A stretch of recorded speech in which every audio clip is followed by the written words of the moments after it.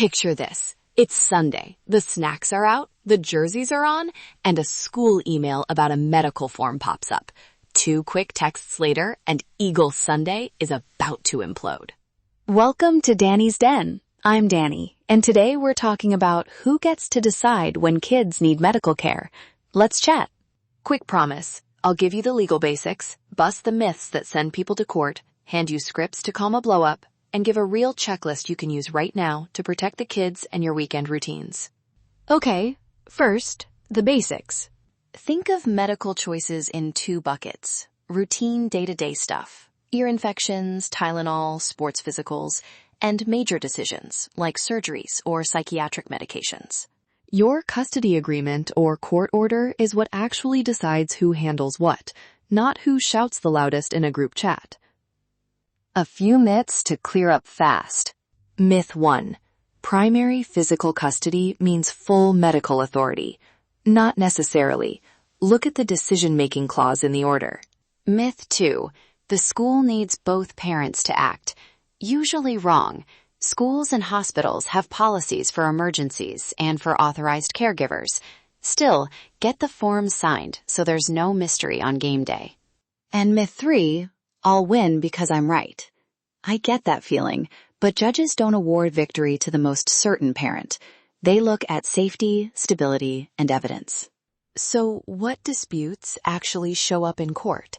Vaccination fights, decisions about psychiatric or ADHD meds, concussion protocols from youth sports, and therapy access. Judges want medical records, provider recommendations, and a history that shows what's been working for the child. Documentation matters far more than heated opinions. All right, let's get tactical. Words matter in the moment. Keep them short and neutral. I hear your concern. Let's get the provider's notes and decide together. Or, for now, let's keep X's routine the same until we talk to their doctor. If things spike, pause the exchange. I want us to decide calmly. I'm going to step away for 10 minutes and come back. When you speak to schools or coaches, be factual and create a record. Sample message for coaches or schools you can copy. Please follow the school's concussion protocol and notify both parents immediately at the phone numbers on file. The parent with the child will handle transport.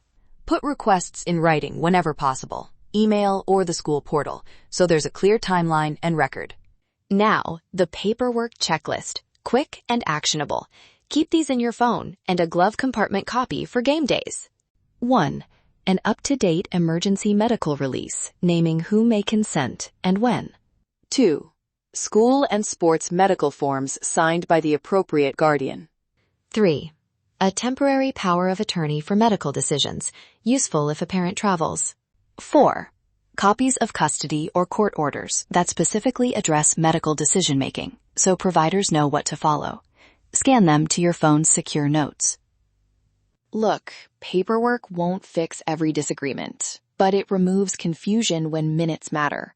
If a co-parent refuses to sign essential forms and the child's care is at risk, document attempts to communicate. Get the provider's note, and be ready to ask a court for a temporary order. Safety first. When should you bring in pros? Start with mediation if conversations keep breaking down. It's faster and less costly than court, and often produces workable appendices about medical consent. If there's immediate danger, call emergency services and contact the court about an emergency order. If the dispute is complex, long-term psychiatric meds or major procedures, talk to a family law attorney who knows the judges and local rules. A quick do-don't to carry with you. Do keep calm and document everything. Do get provider recommendations in writing. Don't text heated ultimatums. Those often hurt your position in court. Don't assume silence equals consent. And for routines, like keeping Eagles Sunday sacred, plan ahead where you can. Schedule non-urgent appointments on other days. Agree to written contingency plans for game days, or swap visits when necessary. Here's a tiny shared note that beats a frantic day of fight. If X needs care during our scheduled time, the parent with X will handle it and notify the other parent within 2 hours with actions taken. Simple, clear, actionable. Before we close, a short mood reset. If tensions are high, play a calming R&B slow jam for 3 minutes.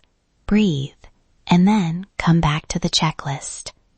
Music helps the family remember that kids come first. My pick this week is an easy late 90s slow jam. Nothing flashy, just something that melts the edge off an argument. To wrap up, 3 immediate actions.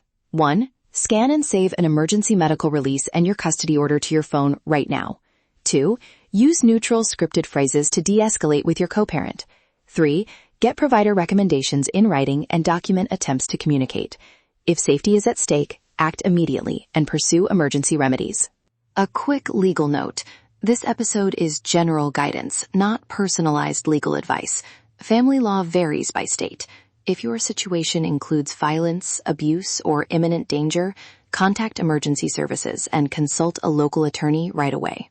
If you want case-specific help, send a direct message or use the Legal Assistance Center contact page to request a free 30-minute consultation. If this episode helped, hit subscribe for a weekly mix of law, love, sports, and music. Let's chat.